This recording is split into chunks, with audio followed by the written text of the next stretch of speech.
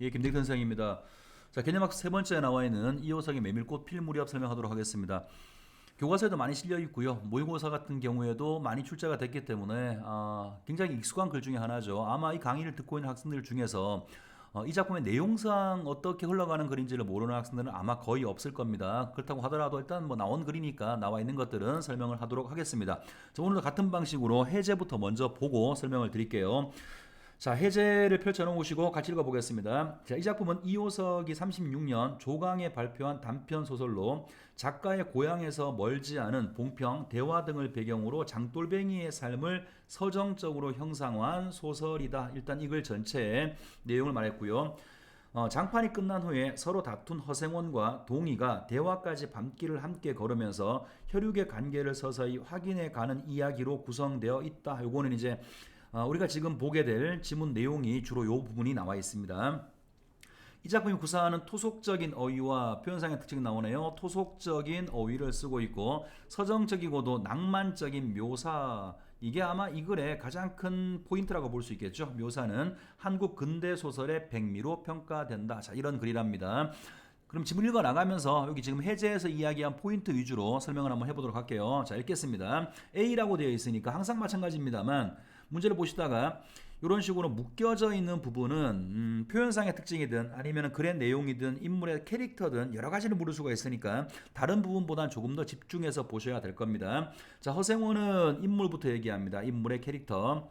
자, 허생호는 계집과는 연분이 멀었다. 얼근백인 상판을 쳐들고 대어설 숫기도 없었으나, 자, 생긴 것도 굉장히 못생긴 모양입니다.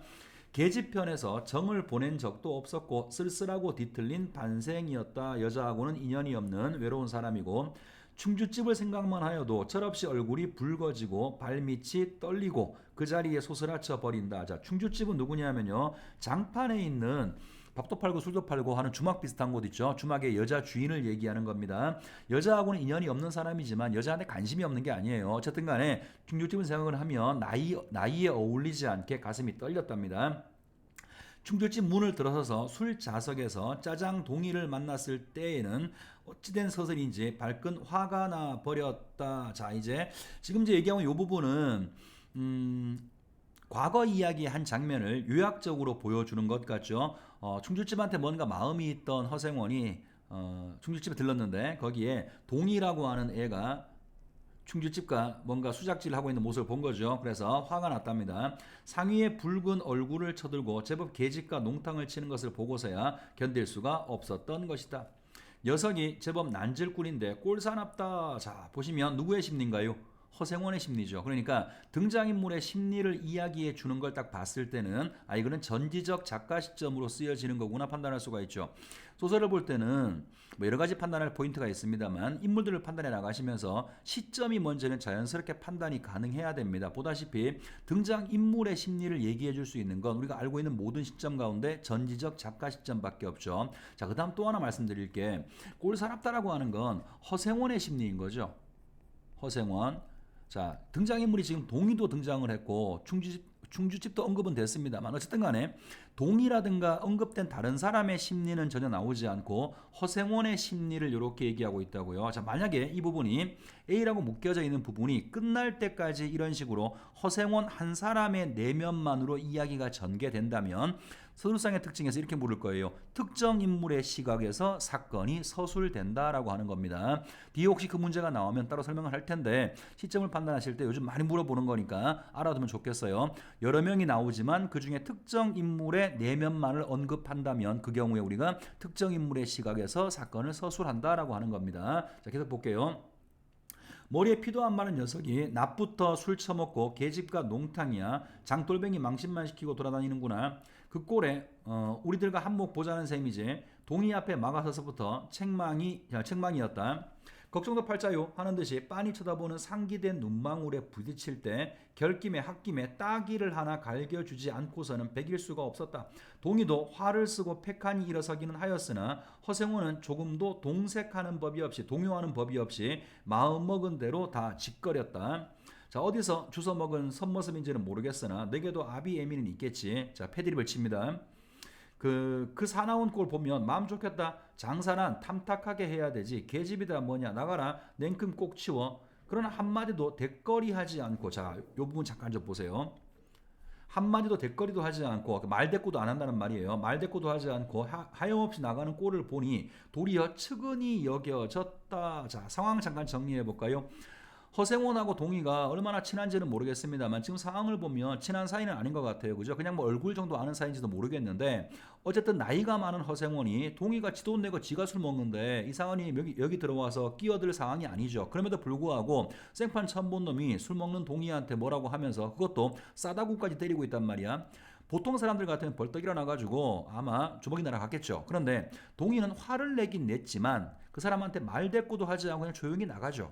그러면 허생원 입장에서는 싸대기를 때렸는데 이 새끼가 나한테 굴복하네 기분이 좋아야 되는데 동시에도 뭔가 조금 좀 기분이 안 좋아져요. 불쌍하게 느껴진단 말이야. 자, 이런 장치가 왜 들어갔는지를 한번 생각해 봐야 돼요. 물론 이거를 처음 보는 상태에서 이 부분만 읽어서는 이게 왜 들어갔는지 도저히 알 수가 없죠. 그렇지만 이걸 마지막까지 보고 나면 동희하고 허생원이 부자지간이라고 하는 암시가 나오죠. 물론 끝까지 읽어도 어디에도 이 두 사람이 부자지간이라고 확정적으로 말해주는 부분은 없습니다. 곳곳에 모두 다 어떤 상징적인 암시가 있을 뿐인데 역시 이 부분도 둘 사이의 부자 관계를 작가가 뭔가 독자들한테 살짝 암시하는 거라고 볼 수 있어요. 아버지가 아들한테 뭐라고 막 난리를 치면 아들은 화를 내겠지만 그 아버지한테 대들거나 아버지한테 말대꾸를 하거나 같이 막 싸우거나 그러진 않죠. 그냥 아버지한테 화 한 번 내고 고개 숙여 나가버리잖아. 그러면 화를 냈지만 그 모습을 보고 또 아버지들은 아들의 모습 보고 뭔가 마음이 안 좋겠죠. 그죠? 그런 상황을 이렇게 표현한 거라고 보여요. 그래서 이 부분은 둘 사이의 어떤 부자지간이라고 하는 것을 뒤에서 얘기할 부분을 앞에서 살짝 이렇게 암시적으로 보여준 부분이 아닌가 싶습니다. 자, 마주 좀 보죠. 아직도 서름서름한 사이인데 너무 과하지 않았나 하고 마음이 섬찟했다. 여기까지가 일단 하나 묶여진 부분이고요. 자, 표현상의 특징을 보면 대화는 1도 나오지 않죠. 그러니까 작가가 말하기 방식을 쓰고 있어요. 말하기 방식. 자, 같은 말로 뭐라고 불러요? 이거를 직접 제시라고 부르죠. 작가가 말 그대로 직접 상황을 얘기해 준 거. 그 다음에 똑같은 말로는 요약적 제시라고도 부릅니다. 이제 중략 다음 부분을 보시면 아시겠습니다만 이 글의 현재 시점은 지금 대화라고 하는 밤길이거든요. 그 밤길을 가는 과정에서 과거 이야기를 이렇게 서술자가 요약적으로 제시해주고 있고 요약적 제시를 쓰게 되면 뭐 여러 가지 효과가 있겠습니다만 가장 눈여겨서 우리가 기억해야 될 효과는 뭐냐면 빠른 전개죠. 이 부분에서 모든 장면을 다 하나하나 대화까지 다 서술하는 것이 아니라 서술자가 짧게 요약함으로 인해서 빠른 전개가 가능합니다. 일단 여기까지는 말하기 방식으로 사용이 됐고요. 자, 중략된 다음부터 보겠습니다.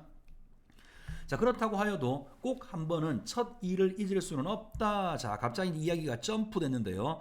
요거는 제일 첫 번째 부분 기억나세요? 이야기 시작할 때 허생원이라는 사람은 평생 동안 여자랑은 절대 인연이 없었어 라고 말했죠. 그러면 왜 그 얘기를 시작했냐면 지금부터 얘기할 딱 한 번의 일, 여자하고는 인연이 없었는데 딱 한 번의 인연이 있었다라는 거죠. 요 딱 한 번의 인연을 강조하기 위해서 아마 첫 번째 부분에서 여자하고는 절대 인연이 없었다라고 말한 것 같아요. 자, 맞아 보겠습니다. 뒤에도 처음에도 없는 단 한 번의 개이한 인연, 봉평에 다니기 시작한 젊은 시절의 일이었으나, 자, 봉평. 여기 지금 글 속에 나오지 않습니다만 허생원이 이곳저곳 장을 떠도는 장돌뱅이 삶을 살고 있는데 봉평장은 절대로 빠뜨리지 않거든요. 그 이유 중에 하나가 젊은 시절의 그 딱 한 번의 인연 때문에 그 여자를 만나고 싶은 마음, 그런 것 때문에 봉평장을 찾아가는 것인데 지금 그 얘기가 나오게 될 것 같아요. 자, 봉평에 다니기 시작한 것은 젊은 시절의 일이었으나 그것은 생각할 적만 해도 그도 산 보람을 느꼈다. 달밤이었으니 어떻게 해서 그렇게 됐는지 지금 생각해도 도무지 알 수가 없어. 자, 드디어 대화가 나오기 시작하죠. 여기서부터는 이제 보여주기 방식, 다른 말로 간접 제시라고 하죠. 극적 제시로 이야기가 전개가 될 겁니다. 허생원은 이 장면의 등장인물. 허생원은 오늘 밤도 또 그 이야기를 끄집어내는 것이다. 자, 또 그 이야기니까 밤만 되면 장을 옮기는 길에서 밤을 만나면 항상 이 얘기를 하는 모양입니다. 그 이야기를 꺼내는 것이었다. 조선달은 같이 가는 등장인물입니다. 항상 소설 보실 때 인물 찾아가시면서 읽으셔야 돼요. 조선달은 친구가 된 일에 기에 못이 박이도록 들어왔다. 그렇다고 실증을 낼 수도 없었으나 허생원은 시침을 떼고 되풀이할 대로 되풀이하고야 말았다. 달밤에는 그런 이야기가 격에 맞거든. 자, 그다음 B가 시작되네요. 조선달편을 바라는 보았으나 물론 미안해서가 아니라 항상 같은 말 하니까 미안해서 본 것이 아니라 달빛에 감동해서였다. 이지러는 졌으나 보름달을 갓 넘긴 달은 부드러운 빛을 흡우시 흘리고 있다. 대화까지는 70리의 밤길 고개를 둘이나 넘고 개울을 하나 건너고 벌판과 산길을 건너야 된다. 자, 이 부분은 선생님이 잠깐만 지나간 다음에 설명을 할게요. 길은 지금 산허리에 걸려 있다. 밤중을 지난 무렵인지 죽은 듯이 고요한 속에 짐승 같은 달의 숨소리가 손에 잡힐 듯이 들리면서 콩포기와 옥수수 잎새가 한층 달에 푸르게 젖었다. 자, 아직 B 부분을 다 읽은 건 아닌데 이 부분에서 하나 설명을 하고 지나가겠습니다. 이호석의 이 메밀꽃 필 무렵이 우리 문학사에서 높이 평가받는 그 지점 중에 하나가 바로 이 부분 때문에 그런 건데요. 묘사입니다. 묘사. 서정적인 묘사가 다른 어떤 그 단편 소설과 비교하더라도 이 글이 거의 누구한테 물어들어 아마 백미라고 말할 겁니다. 서정적 묘사가 쓰였고요. 여러 가지 감각적인 표현이 사용되고 있죠. 달밤의 분위기를 하나하나 얘기해주고 있는데 이런 서정적인 묘사가 결과적으로 허생원의 사랑이라고 하는 이런 사랑의 서정성을 마찬가지로 부각시켜주는 그러한 요소라고 볼 수가 있습니다. 자, 마저 읽고 하나 더 얘기할게요. 아까 우리가 묶은 부분에 하나 있었죠. 이 사람들이 가게 될 길 얘기가 나왔는데 이건 여기서 얘기합시다. 자, 이 사람들이 지금 밤길을 가고 있어요. 여기에 지금 등장하는 인물들의 캐릭터는 뭐라고 표현하면 좋을까? 행상인, 장돌뱅이, 떠돌이란 말 쓸게요. 이곳저곳 장을 떠도는 사람들이니까 떠돌이의 삶을 살아가는 사람들이죠. 그 사람들이 지금 길을 걸어간단 말이야. 보통 문학에서 길이 항상 그렇다라고 말할 수는 없지만 일반적으로 어떤 사람들이 살아가는 삶 아니면 그 사람들의 인생 이런 것들을 길에 비유되는 경우가 굉장히 많은데요. 여기 지금 보시면 이 길을 얘기할 때 굉장히 험한 길이죠. 험한 길이지만 동시에 아름다움도 넘쳐나는 길이죠. 자, 이게 상징성을 굳이 얘기한다 그러면 이 험한 길 걸을 때 평탄한 길이 아니라 산을 넘고 들을 지나가야 돼. 이건 아마도 이런 그 떠돌이 삶의 애환, 떠돌이 삶의 어떤 고통, 떠돌이 삶의 어려움 이런 것들을 보여주는 것 같아요. 그런데 이 글은 마지막까지 읽어도 이렇게 힘든 삶을 살아가는 사람들의 비극성 같은 게 나오는 게 아니에요. 오히려 이러한 삶 속에도 아름다움, 다시 말하면 딱 한 번의 그 사랑 이런 것들이 있다라고 하는 서정성을 강조하는 겁니다. 다시 한번 요약해서 말씀드리면 묶었던 저 부분이 떠돌이 삶의 어려움을 말하고 있는 건 틀림없는데 그렇다고 해서 떠돌이 삶의 어떤 비애라든가 비극성을 말하는 글은 절대로 아니라는 얘기예요. 이런 힘든 상황 속에서도 서정적인 배경을 묘사함으로 인해서 어려운 삶 속에 있는 아름다운 어떤 추억 같은 것들을 부각시키는 것이지 절대로 비극성 같은 것을 드러내는 게 아닙니다. 자, 마저 볼게요.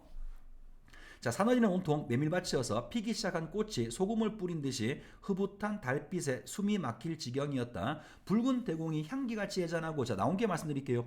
지금 여러 가지를 묘사를 하고 있는데 그 중에 보시면 뭐 붉다 이렇게 말하기도 하고 전 페이지에서 어떤 게 있었냐면 여기 있네요. 푸르게 젖었던 이런 것도 있죠. 색깔과 관련되어 있는 색채 이미지도 흔하게 쓰고 있는데 이건 뒤에 문제에 나올 거니까 그때 다시 한번 얘기하겠습니다만 어쨌든 여러 가지 감각적인 묘사가 쓰이고 있고 직유법 되지게 많고요. 색채 이미지도 사용해서 아름다운 달밤의 분위기를 묘사하고 있는 겁니다. 자, 맞아 보죠. 산허리는 온통 메밀밭이어서 피기 시작한 꽃이 소금을 뿌린 듯이 흐붓한 달빛에 숨이 막힐 지경이었다. 붉은 대공이 향기같이 애잔하고 나귀들의 걸음도 시원시원하다. 길이 좁은 까닭에 세 사람은 나귀를 타고 외줄로 늘어섰다. 자, 좁은 길이죠. 좁은 길이고 외줄로 늘어섭니다. 하나만 더 읽고요. 방울 소리가 시원스럽게 딸랑딸랑 메밀밭계로 흘러간다. 앞장선 허생원의 이야기 소리는 꽁무니에 선 동이에게는 확실하게 안 들렸으나 그는 그대로 개운한 제멋에 적적하지는 않았다. 여기까지가 일단 한 단락이 묶여져 있습니다. 아마 뒤에 문제 나오겠습니다만 아마 물어보면 표현 방식 묻는 문제가 나올 텐데요. 자, 하나 더 얘기하고요. 이 사람들이 지금 길을 걸을 때 좁은 길을 걷고 있죠. 좁은 길을 걸으면서 외줄로 늘어서 있는 겁니다. 그러면 제일 처음에 여기 있는 허생원이 뭐라고 말을 하고 요 얘기를 듣고 있는 사람은 조선달이라는 말이에요. 그 다음에 제일 마지막 요 뒷부분에 동이가 따라와. 자, 왜 이렇게 배치했냐면 허생원의 말은 저 뒤에 서 있는 동이한테는 들리지 않겠죠. 좁은 길을 걸을 때는 허생원의 사랑 얘기를 합니다.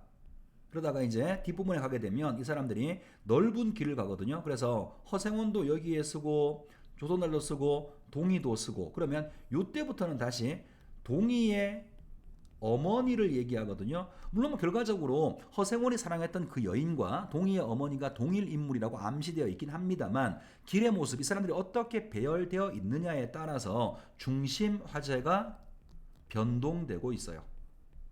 자, 이것도 같이 하나 알아두시고요. 자, 다음으로 갑니다. 자, 장선 꼭 일어날 밤이었네. 객주지 토방이야. 무더워서 잠이 들었어야지.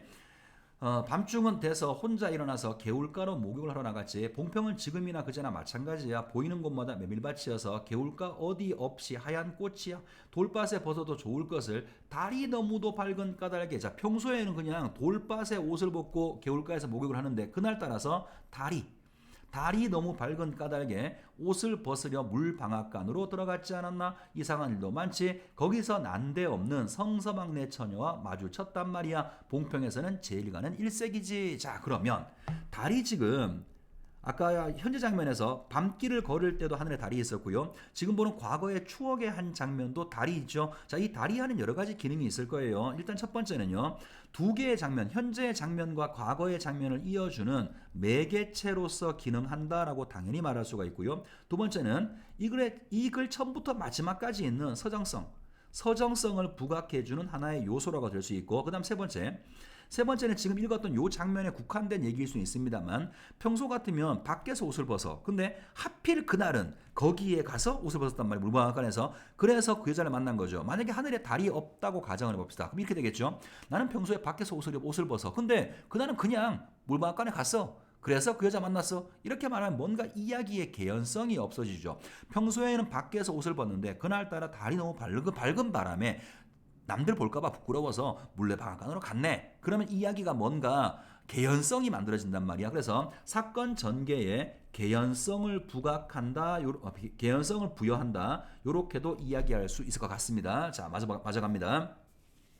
자, 팔자에서 나부지 아무렴 하고 응답하면서 말머리를 아끼듯이 한참이나 담배를 필 뿐이었다. 구수한 자줏빛 연기가 또 색채 이미지 나오네요. 밤 기운 속에 흘러서 녹였다. 자, 날 기다린 것은 아니었으나 그렇다고 달리 기다리는 논팽이가 있는 것도 아니었네. 처녀는 울고 있단 말이야. 짐작은 되고 있었으나 성서막내는 한참 어려워서 들고 날 판인 때였지. 집이 어려워서 가난해서 야반도주 도망갈 그런 상황이었다는 거예요. 한 집안의 일이니 딸에겐 들 걱정이 없을 리가 있겠나. 좋은 데만 있으면 시집도 보내지만 시집은 죽어도 싫다지.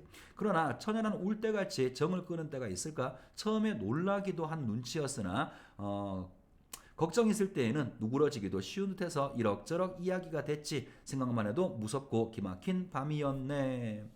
제철인 거라 조랭난 놓은 건 그 다음 날이었겠다. 자, 그 다음 이야기를 이미 알고 있죠. 그러니까 벌써 조선달은 이 얘기를 처음 듣는 이야기가 아니라 여러 번 들었다는 것을 우리가 알 수가 있고요. 자, 다음 장토막에 읽었구나. 다시 이렇게 미안합니다. 다음 장토막에 벌써 온 집안이 사라진 뒤였네. 장파는 소문에 발끈 뒤집혀 고작해야 술집에 팔려가기가 일수라고 선녀의 뒷공론이 자자했단 말이야. 제천 장판을 몇 번이나 뒤졌겠나. 하나 처녀의 꼴은 껌꺼먹은 자리야. 첫날 밤이 마지막 밤이었지. 그때부터 봉평이 마음에 든 것이 반평생을 두고 다니게 되었네. 봉평장을 절대로 빠뜨리지 않는 이유를 말하고 있죠. 마음의 구심점 같은 역할을 하고 있는 겁니다. 자, 평생 잊을 수가 있겠나. 수 좋았지. 그렇게 신통한 일이란 쉽지가 않아. 자, 이제 요 부분 좀 보세요. 요 부분이 조선달이 하는 말인데 조선달이 요 대사를 지금 잠깐 눈여겨서 보시고 선생님의 설명을 잠깐 들으세요. 자, 수 좋았지. 그렇게 신통한 일이란 쉽지가 않아. 항용 못난 것 얻어서 새끼 낳고 걱정 늘고 생각만 해도 친절이가 나지. 그러니까 가족이 있으면 그 가족 먹고 살리는 게 힘들어 이런 말이에요. 그러나 늙음아까지 장돌뱅이로 지내기는 힘든 노릇 아닌가. 난 가을까지만 하고 이 생에도 하직하려고 하네. 대학에 조그만 전빵 하나 차리고, 전빵이 가게예요. 가게나 하나 차리고 식구들을 부르겠어. 사시장철 뚜벅뚜벅 걷기란 여간 이래야지. 이 사람은 뭔가 정착을 소망하는 거죠. 이렇게 떠돌이 삶이 너무 힘들어. 그러니까 나는 올해까지만 하고 어디 그냥 가게 하나 차려서 쉬고 싶다라고 정착의 소망을 말하고 있어요. 그러니까 허생원이 옛 처녀나 만나면 같이 살까? 난 거꾸라질 때까지 이 길 걷고 저 달 볼 거야. 난 죽을 때까지 이러한 떠돌이 삶을 살 거야 라고 말하고 있는 거죠. 자, 이 부분에서 내용상 어렵진 않은데 여러분이 하나 공부해 둘 게 하나가 있어요. 신경림 선생의 목계장터라는 시가 공부해본 사람들이 있을 겁니다. 뭐 사는 날더러 바람이 되라고 시작되는 거. 이 글 딱 보시면 이게 떠돌이의 삶하고 정착의 삶 사이, 정착의 소망 사이에서 갈등이 딱 드러나는 글이거든요. 지금 허생원과 조선달의 대화, 요 대화가 딱 압축돼 있는 게 요 시의 내용이라고 보시면 돼요. 그래서 혹시라도 이 글이 뭐 내신 시험이나 혹은 다른 문제에 나왔을 경우에는 보기에 요 시를 주고 비교하는 문제가 나올 수도 있으니까 요 시도 한번 찾아서 공부를 해 두시면 좋지 않을까 싶어요. 자, 그다음 갑니다. 산길을 벗어나서 큰 길로 튀어졌다. 아까 말씀드렸죠. 좁은 길에서 일렬로 걷다가 이제 큰 길로 나옵니다. 큰 길로 튀어졌다. 꽁무니에선 동의도 앞으로 나서서 동의도 이제 대화에 참여할 수 있는 상황이 되는 거니까 화제가 바뀔 거예요. 나귀들은 가로 늘어섰다. 총각도 젊겠다. 지금이 한창 시절이었다. 중귤집에서는 그만 실수를 해서 그 꼴이 되었으니 서럽게 생각하지 말게. 자, 허생원이 동의한테 사과하는 거죠. 그러니까 천만에요. 되려 부끄러워요. 계집이란 지금 제 격인가요? 자나깨나 어머니 생각뿐인데요. 허생원 이야기로 심심해하다 끝이라 동의의 어조는 한풀 수그러진 것이었다. 아비엄이란 말에 가슴이 터지는 것도 같았으나 제겐 아버지가 없어요. 피부치라고는 어머니 하나뿐인걸요. 돌아가셨나? 당초부터 없어요. 그런 법의 세상에 생원과 선달이 야단스럽게 껄껄 웃으니 동의는 정색하고 우길 수밖에 없었다. 이 뒷얘기는 알고 있는 분들은 알고 있죠. 대화를 나누면서 서서히 허생원은 동의가 봉평에서 만난 그 여자, 딱 한 번 만났던 그 여자의 아들이라고 생각을 하고 그 아버지는 자기라고 생각을 하는 거죠. 그러한 것들이 뒷부분에서는 여러 가지 장치로 암시가 되어 있으니까 또 마찬가지로 기회가 되신다면 뒷부분도 지문을 찾아서 읽어보시면 좋겠습니다. 자, 일단 나온 지문은 다 설명을 했고요. 뭐 누구나 아는 지문인데 괜히 어렵게 설명한 게 아닌가 싶어서 미안스럽습니다. 자, 문제 몇 가지 확인하고 오늘 수업을 종료하겠습니다. 1번 보시죠. A의 서술상의 특징. 아까 허생원이 어떤 사람이 되겠다는 부분이죠. 주로 말하기 방식으로 쓰였던 부분입니다. 자, 확인해 보겠습니다. 1번은 여러 인물을 서술자로 설정하면서 보다시피 처음부터 마지막까지 전지적 작가 시점이니까 1번은 전혀 어울리지 않습니다. 자, 2번 이야기 밖의 서술자가 전지적 작가 3인칭은 이야기 밖에 있는 것이니까 일단 여기까지는 문제가 전혀 없습니다. 인물과 사건의 거리를 두면서 거리를 둔다라고 하는 건 말 그대로 보고 들은 것만 얘기하는 건데 보다시피 등장인물의 심리까지 다 얘기해서 그 사람 속으로 들어가죠. 거리를 두는 건 잘못 얘기한 겁니다. 3번은 특정한 인물이 서술자가 되어서 보세요. 특정한 인물이 서술자가 된다면 1인칭이라는 말이죠. 서술자가 작품 내부에 있다는 말과 같은 말이잖아요. 우리가 지금 본 건 3인칭이니까 특정 인물이 서술자가 됐다. 천만의 말씀이고요. 자, 4번 이야기 밖의 서술자가 3인칭 서술자가 오케이. 주로 특정 인물의 시각, 누구? 허생원의 시각을 중심으로 인물 간의 갈등을 전하고 있어 허생원과 동의의 갈등을 전하고 있는 거네요. 답은 딱 4번이네요. 자, 여기서 다시 한번 보세요. 특정 인물의 시각을 중심으로 아마 여러분 올해 모의고사 푸시면서 요 얘기를 진짜로 많이 볼 겁니다. 특정 인물을 중심으로 혹은 특정 인물의 시각을 중심으로 말 나올 텐데 아까 설명드린 것처럼 그 장면에 등장인물이 여러 명이 나온다고 하더라도 그 중에 특정한 인물의 심리로만 한 부분이 전개가 됐을 때 4번과 같은 이런 말을 쓰는 거니까 어떨 때 쓰는 말인지 잘 기억해 두시면 좋을 것 같아요. 답은 4번이고요. 5번은 부독한 인물의 서술자, 인물이 나온 게 아니라니까요. 그러니까 답은 4번이 정답입니다. 자, 넘어가시고요. 2번 합니다. 윗글에 인물에 대한 설명이다. 옳지 않은 거. 자, 등장인물 물어보고 있죠. 자, 한마디 하고 지나갑시다. 우리가 지금 보는 장르가 뭐죠? 소설입니다. 소설에서 EBS가 혹은 수능이 어떻게 문제를 구성하는지도 같이 생각하셔야 돼요. 1번 같은 경우에 첫 번째 문제는 서술상의 특징 시점 물었습니다. 지금 보는 2번은 인물의 캐릭터를 묻고 있는 거죠. 자꾸 이런 것들을 생각을 하셔야 발문을 보시고 이게 뭘 묻고 있는지를 생각을 하셔야 문제의 유형이라고 하는 게 자연스럽게 익히게 될 거니까 생각을 좀 하시면서 지문들을 보시면 좋을 것 같아요. 다시 보겠습니다. 인물에 대한 설명이다. 옳지 않은 거. 1번 허생원은 중귤집에 대해 호감을 가지고 있어. 이건 첫 번째 부분에 나왔었죠. 이 사람만 보고 나면 뭐 가슴이 뛰고 한다고 했으니까. 자, 그다음 2번은 조선달은 장돌뱅이 생활의 어려움을 언급하면서 정착의 의지를 드러내. 아까 선생님이 그래서 심경림 선생의 목계장터 얘기한 적이 있습니다. 3번 산길을 벗어난 직후 동의의 실수를 지적하는 허생원에게 동의는 사과를 하고 있다. 천만의 말씀이죠. 사과 누가 했어요? 허생원이 사과를 했고 동의가 받아들인 거죠. 답은 3번입니다. 4번은 성서방내 처녀와의 인연으로 인해서 허생원은 봉평에 대한 애착을 지니고 있어 허생원의 마지막 말을 보면 그때부터 봉평장을 잊지 못하고 찾아다닌다라고 말했고 허생원에게 있어 봉평장이라고 하는 것은 마음의 구심점으로 기능을 하는 겁니다. 자, 5번 조선달은 허생원에게 여러 번 들은 이야기를 싫은 내색 없이 맞장구를 치며 듣는다. 이건 설명이 필요 없겠네요. 자, 글 내용하고 인물의 캐릭터랑 연결지은 문제고요. 넘어갑니다. 3번 보기는 수업의 한 장면이다. 선생의 질문에 대한 학생의 답변을 쓰시오. 읽어는 볼게요. 선생님, 어떤 비평가는 이호석의 작가에게 소설의 형식을 가지고 시를 읊은 작가라고 평가했는데 어떤 점에서 그런가요? 또 역시 표현상의 특징 묻는 겁니다. 답변 볼게요. 이호석 작가의 소설에서 서정적이고 감각적인 문체, 아까 우리가 봤던 부분이 있었죠. 비 부분이 이게 가장 돋보이는 부분이었어요. 서정적이고 감각적인 문체가 그만큼 돋보이기 때문입니다. 비를 한번 볼까요? 작가는 세 사람이 걷는 밤길의 풍경을 한 폭의 그림을 그리는 것처럼 아름답게 묘사하고 있습니다. 우선 밤중을 지난 무렵인지 죽은 듯이 고요한 가운데 펼쳐지는 여러 색채의 뒤섞임에 눈에 띄네요. 어떤 소재를 통해서 어떤 색채를 드러내는지 설명할 수 있을까요? 색채 이미지가 어떻게 쓰였는지 묻고 있는 거죠. 그죠? 뭐 푸른 색깔, 소금을 뿌린 것 같은 흰색, 붉은 색깔, 기타 등등 여러 가지 색깔들이 감각적으로 사용된 부분이 있었습니다. 그래서 뭐 그 부분을 찾는 것도 문제가 물었으니까 중요한 부분이긴 합니다만 그거보다는 더 넓게 봐서 그 부분에 뭐 비유법이라든가 아니면 어떤 화류법이라든가 아니면 또 뭐 있을까 묘사 또 감각적인 표현, 색채 이미지의 사용 등등 그러한 표현 방식들이 훨씬 더 중요하게 다루어지는 거니까 그런 것들 다시 한번 정리하시면서 체계를 잘 잡으시면 좋겠습니다. 오늘은 여기까지 하죠. 자, 수고 많았습니다.